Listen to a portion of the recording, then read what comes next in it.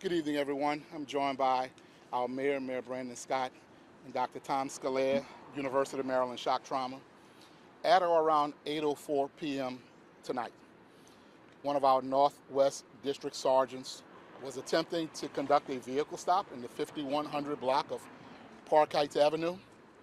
While in the process of attempting to conduct that vehicle stop, at some point the sergeant became engaged with the vehicle.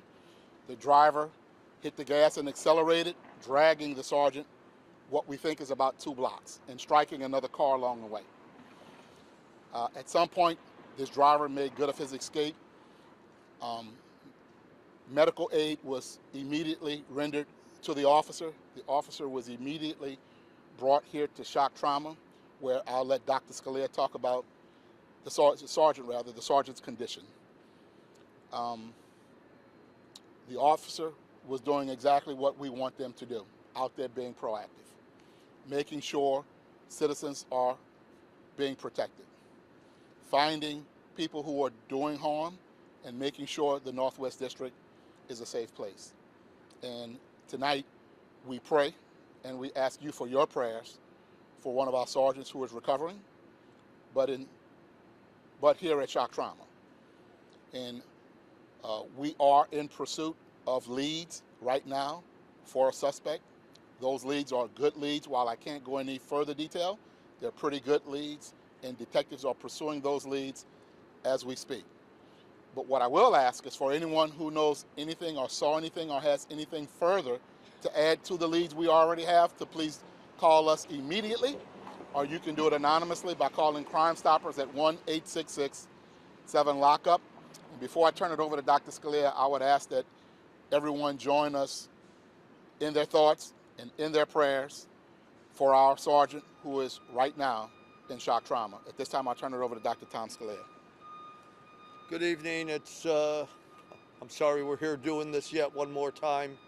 At about 8:30 this evening, we admitted a Baltimore City police officer after he was struck by a car and dragged. I've got to give kudos to the pre-hospital guys. They did a wonderful job, got him here quickly. He is critically ill. He is on full life support. Our diagnostic studies are ongoing, so I cannot make any comment on particular injuries. He'll be heading up to the intensive care unit in the not too distant future. Thank you, Doc. Thank you so much, Doctor. First and foremost, we need everyone in Baltimore to pray for this sergeant's recovery and for his family and for the members of the department in our city. But more importantly, I hear a lot about what our police officers in Baltimore aren't doing and what they won't do. But what we have tonight is a sergeant who is on life support here at Shock Trauma, because he was exactly where he should have been, doing exactly what he should have been doing. If you've ever been in the 5100 block of Park Heights, if you've seen the violence that happens there, you know why he was there. So for all of those who want to say that, what I want you to do is put your thoughts and prayers behind this officer and that family, because this is what we continue to have, people who have no regard for anyone's life. And for those who may know who this individual is, I want you to think about that. They will. If it becomes between you and them, they're going to choose themselves. So do the right thing. Help us find this individual. We will find this person. I have no doubt that our investigators will do that and bring this person to justice, because that's what they do.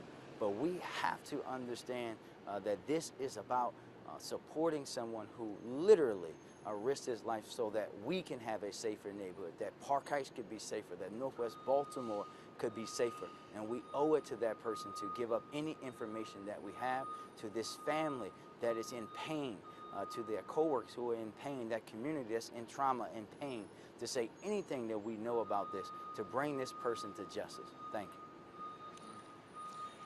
Before we take any questions, the mayor, Dr. Scalia, and I spent some time with our officer's family, and so out of respect for the family, we're not releasing any information about the officer, but we will once again ask for all of you to join in prayers and thoughtfulness to make sure we can have him recover as fast as possible. We spent time with colleagues, all of whom are shaken up right now. But we're resilient. We don't stop and we won't give up, and our members are going to be out there making sure we're serving and protect, even while we help our person recover. So at this time, I'll take a few questions. What do you know about the suspect? What do you know about the suspect or suspects, what they're driving? We have promising leads that will likely help us identify the suspect. We believe we have good information about the vehicle, but anybody with any information that they have that can confirm that should call us right away. We can't go into any further details so that we don't compromise this investigation, but we're following leads at this very moment. Eyewitnesses tell us that it was a black car. It sounds like you can't give us any information. Well, I will say that we have been speaking to eyewitnesses as well. And while we can't confirm that at the moment, our detectives are following up on those very leads. The same information that you have has been given to us as well. Commissioner Harrison, could you tell us what led to the traffic stop? I don't have that information at the moment, but the officers are out there every single day, every night. Tonight is no different, and likely observed some violation that drew his attention to it and was in the process of attempting to make that traffic stop. And I just want 1 second, man. I just want to add in here. Again, we have to understand where this happened at. This is a neighborhood in a particular block that has had issues with violence for as long as I've been breathing, right? Having spent a significant amount of my childhood in that neighborhood, spent a lot of time on that block specifically, we have to understand why our officers are there. In fact, we were talking about the Northwest District's proactivity in that block earlier today in a meeting with the police department, not because of what's happening there. And we have to understand, when we are saying that we want our police officers proactively in the areas that we're seeing violence and things happen, this is what he was doing, and now this is the result. So it's up to us as a community to support those who are out there trying to support us and make our neighborhood safer. Sorry, man. Yes, sir.